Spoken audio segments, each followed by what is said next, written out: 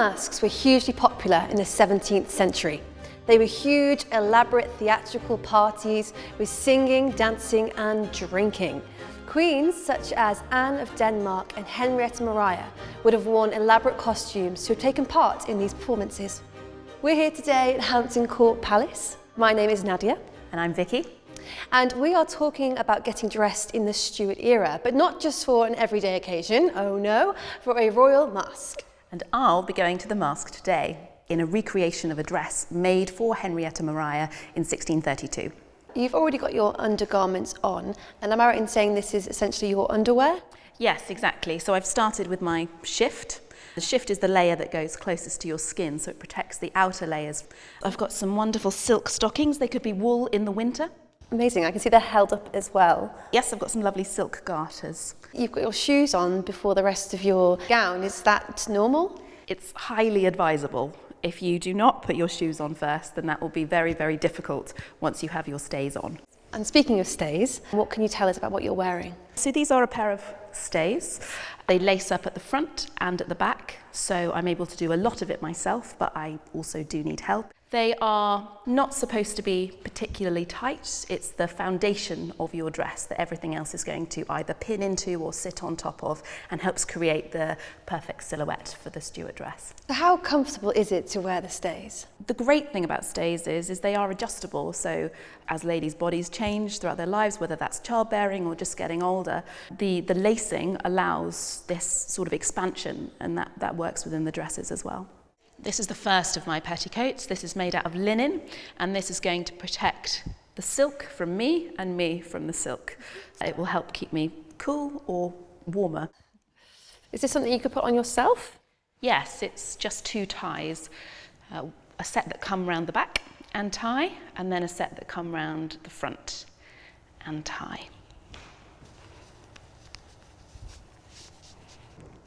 Thank you. And so this is my next layer. It's a bum pad. It can be filled with horsehair or straw, and it's going to tie around my waist like that. So what this is going to do is the petticoats will hang off of it to give the correct silhouette. It's going to give me a slight hip as well as an excessive line to the back. What this does is it raises my status, it makes me take up more space and gives me this idea of importance. The bum roll is used throughout lots of eras. It starts quite small, it gets a bit bigger, it gets quite enormous in the Elizabethan times. By the Stuart era, it's gotten smaller, and it will continue to be used and get smaller again, even up to Victorian times. So is this your skirt? No, this is another petticoat. Right. It's much more elaborate. It's sort of a carnation pink colour, but still there's going to be another skirt on top of this. This is absolutely stunning. And this is your final skirt? Yes. This outfit was a recreation of a dress that Queen Henrietta Maria wore in a masque in 1632 called Tempe Restor'd. She was appearing in the masque, and her entrance into the performance was to be lowered from the ceiling in a jewelled chariot. So everything about her entrance and appearance needed to be a showstopper. That's so interesting. So what sources do we have that she wore a dress like this? Only a couple. So there's some pencil drawings done by Inigo Jones, who is a famous masque designer. And there's also a miniature which shows Henrietta Maria in a starred blue bodice. There's also some written descriptions which give some indication of the colours of the dress. So there was a lot of research done into what the silhouette might have looked like and how to recreate the colours. There's also all these details that you can see. So these stars, they're quite interesting because the style of these stars would have been more readily available in the Stuart era, whereas today the only people who really make this sort of design are those professionals who make military braid. You've also got this swirling effect down the bottom, which might be representing the sunbeams, which are detailed in those written descriptions, and then also the hem around the bottom, which would gleam in the light. Wow, definitely a showstopper.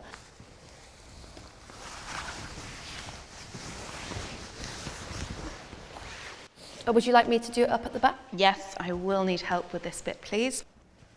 Wow, perfect. Thank you. Next, I'll need my sleeves. So these are obviously not attached.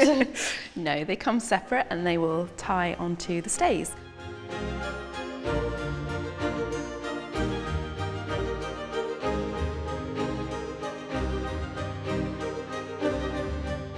and there's so many of them. Yes, there are quite a number of ties. I think the addition of the layers just helps with the feel of the dress and building it up. Thank you. This is my stomacher, which I'm going to pin to my stays. Can you explain what a stomacher is and why it was used? The stomacher covers the front of the stays, and then once the bodice goes on top, it will appear as if it is forming the front of the dress. In fact, when the whole ensemble is put on together, it should look as if it is one piece, but as we know, it's actually lots of different parts put together. We're going to add this layer on, a partlet, to add a bit more coverage as Henrietta Maria is playing a more modest character. Perfect, let's put it on.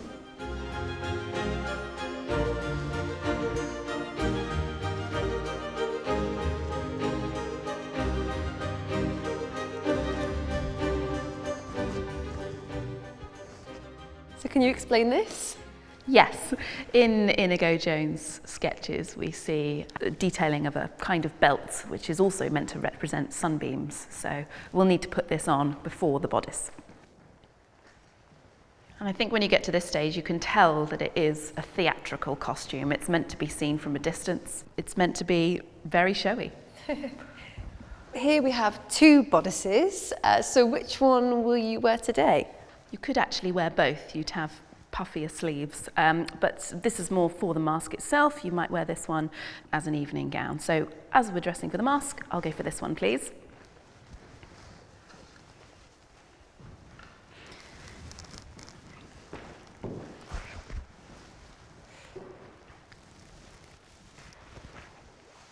You look amazing. There's just so many layers and details to this dress.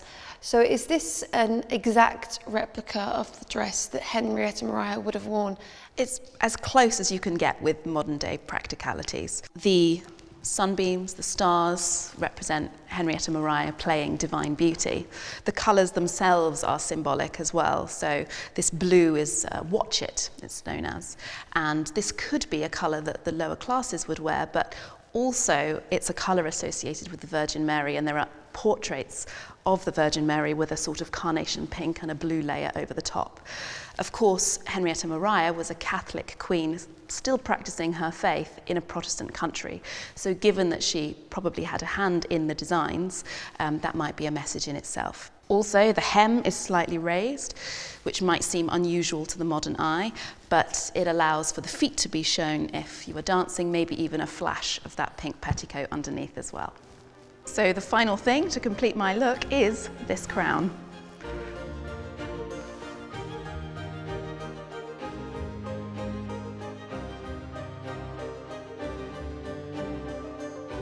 And I'm ready. Break a leg in your big performance.